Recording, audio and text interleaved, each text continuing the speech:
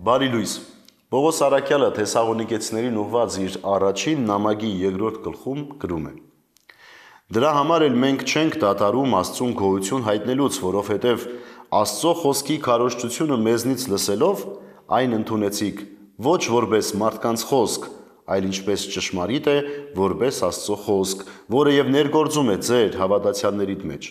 Եղբայրներ, դուք արդարև նմանվեցիք Աստծո այն եկեղեցիներին, որ հրյաստանում են Քրիստոս Հիսուսով, որովհետև դուք ևս չարչարանքների ենթարկվեցիք ձեր հայրենակիցների կողմից, ինչպես որ նրանք հրյաների կողմից, որոնք սպանեցին Տեր Հիսուսին ու մարգարեներին, հալածեցին նաև մեզ եւ Աստծո աչքից ընկան ու բոլոր մարդկանց թշնամի դարձան։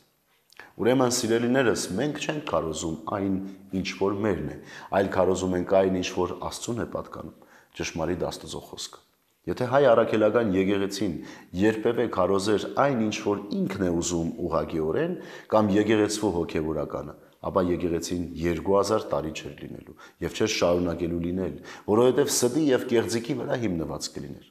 Բայց եկեղեցին ձեզ տվել է այն խոսքը, որ Տիրոջից անցել է առաքյալներին եւ առաքյալների միջոցով փոխանցվել մայր եկեղեցուն եւ իր հոգևորականներին։ Այո, սիրելիներ, նեղություններ էլ կան, գայթակղություններ էլ կան, դժվարություններ էլ կան, բայց Տիրոջ խոսքի ներկայությունը շարունակում է լինել